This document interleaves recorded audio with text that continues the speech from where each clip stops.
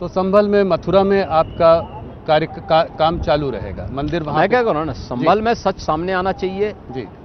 मथुरा और काशी का सच भी सबके सामने आना चाहिए। ऑपोजिशन बार बार एक बात ये जरूर कहता है कि योगी जी जो है हरदम मुसलमानों को टारगेट करते हैं। ये पहले हम लोग इस पर वार्तालाप कर चुके हैं, मगर पहले आजम खान थे तो अब बर्क फैमिली है। पहले बकरी चोर के केस दर्ज होते थे, अब बिजली के चोरी के केस दर्ज होते हैं। इसको क्या जवाब है आपका? देखिए, हम किसी को टारगेट नहीं करते जी, और उसकी आवश्यकता भी नहीं है, लेकिन जो लोग समाज के सौहार्द को बिगाड़ना अपना जन्मसिद्ध अधिकार समझते हैं, अराजकता फैलाना अपना अधिकार मानते हैं, उनको कानून के दायरे में लाना ये सरकार का नैतिक दायित्व भी है और अपना उस कर्तव्य का पालन सरकार कर रही है। भारत में लाखों बांग्लादेशी आज यहाँ पे हैं। ये मुद्दा आपने जो है अपने दिल्ली के उसमें भी उठाया है, उसकी वजह से दंगे हो रहे हैं। तो इस आधार कार्ड बनाकर उनको यहाँ के वेलफेयर स्कीम्स का भी फायदा मिल रहा है, तो इसका समस्या का समाधान क्या देखते हैं? देखिए, जो चीज सुरक्षा के लिए थ्रेट हो, रिलीजियस डेमोग्राफी को चेंज करने वाला हो, और ये जानते हुए कि यही कारण देश के विभाजन का कारण बना था, जी, हमें उससे समय रहते सतर्क और सावधान होना होगा। दिल्ली का उदाहरण आपके सामने है। दिल्ली में ओखला औद्योगिक नगरी है। पिछले 10 वर्ष में कोई उद्योग नहीं लगा पाई दिल्ली की आम आदमी पार्टी की सरकार। न्यू ओखला के रूप में नोएडा है, देश का सबसे बड़ा इन्वेस्टमेंट का डेस्टिनेशन बना हुआ है। उन्होंने निवेश किया बांग्लादेशी घुसपैठियों और रोहिंग्या को बसाकर। हमने निवेश किया औद्योगिक इकाइयों को ला करके, मॉडर्न एज टेक्नोलॉजी को वहां पे ला करके। डाटा सेंटर बन रहे हैं, रोबोटिक के सेंटर बन रहे हैं, और भी एआई के नए नए सेंटर वहां पे स्थापित हो रहे हैं। लाखों नौजवानों को रोजगार के अवसर वहां से प्राप्त हो रहे हैं। ये दोनों में यही अंतर है। यूपी और दिल्ली में उत्तर प्रदेश की भारतीय जनता पार्टी की डबल इंजन सरकार में और दिल्ली के अंदर आम आदमी पार्टी की सरकार में यही अंतर है। वे अपने राजनीतिक स्वार्थ के लिए बांग्लादेशी घुसपैठियों को वोटर बना रहे हैं, निवेश को हतोत्साहित कर रहे हैं, रोजगार नहीं उपलब्ध करा पा रहे हैं, डेवलपमेंट की योजनाओं को पूरी तरह उन्होंने ठप कर दिया है। लेकिन दूसरी तरफ उत्तर प्रदेश सरकार है कि उत्तर प्रदेश के अंदर हमने यूपी को निवेश के सबसे बड़े गंतव्य के रूप में स्थापित करने में सफलता प्राप्त की है। यूपी को देश के सबसे बड़े स्पिरिचुअल टूरिज्म के हब के रूप में स्थापित करने में सफलता प्राप्त की है।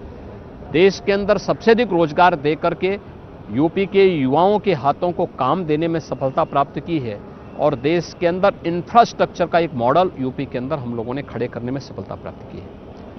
योगी जी, आपने वक्फ बोर्ड को माफिया बोर्ड बोला है। आपने कहा है जितनी वक्फ की जो सरकारी जमीन जो उन्होंने ली है उसकी हम एक एक इंच वापस लेंगे। कैसे हो पाएगा ये?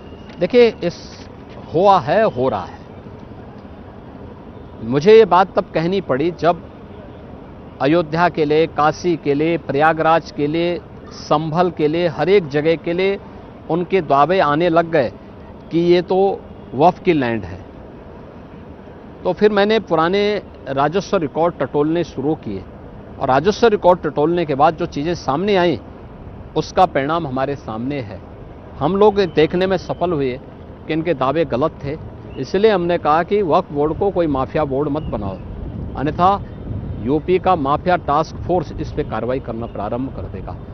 हम लोगों ने यूपी वक्फ बोर्ड के नियमावली में संशोधन करके इस बात की व्यवस्था की है कि हम लोग पुराने राजस्व रिकॉर्ड निकाल करके, राजस्व रिकॉर्ड में जो दर्ज होगा उसके अनुसार हम कार्रवाई करेंगे। उनके सारे दावे गलत साबित हो रहे हैं। क्या यूपी में यूनिफॉर्म सिविल कोड लागू होगा और कब तक?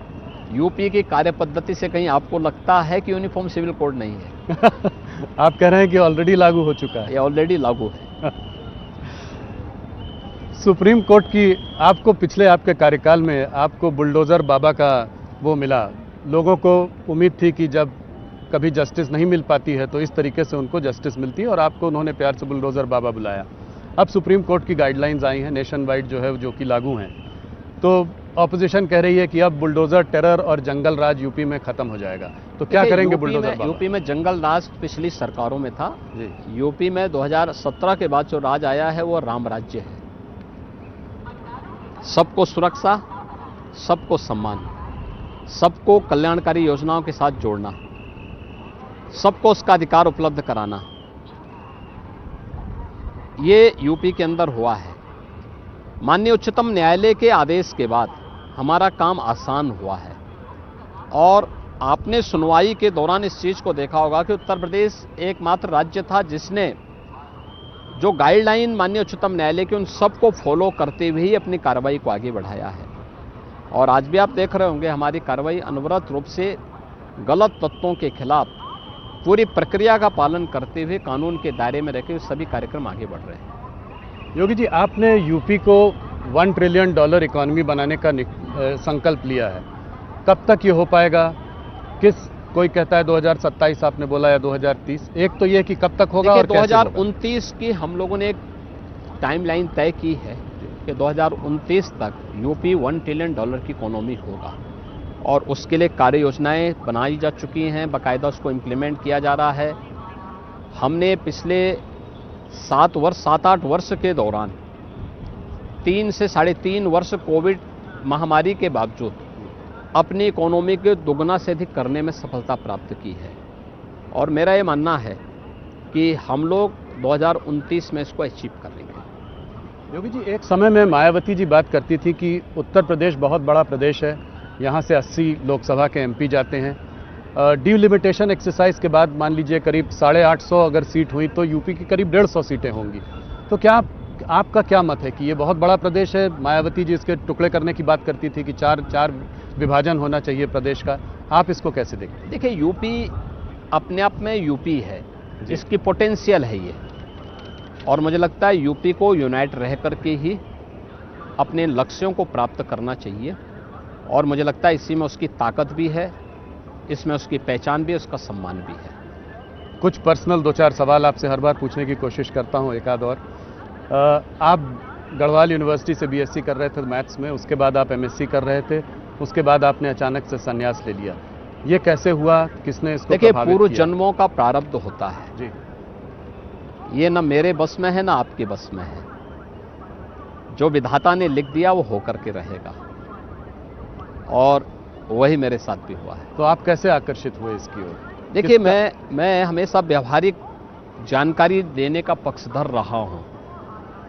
और मैं पूज्य संतों की सानिध्य में जाकर के अलग अलग पंथ और संप्रदायों को मैंने देखा। बाद में जब मुझे लगा क्रियात्मक योग से जुड़ा हुआ एक समृद्ध संप्रदाय नाथ संप्रदाय है, तो मैंने उस समय आकर के महंत अवेद्यनाथ जी महाराज के सानिध्य में आकर के उसकी दीक्षा ली, और फिर मैं इस पूरी परंपरा के साथ दीक्षित हो गया।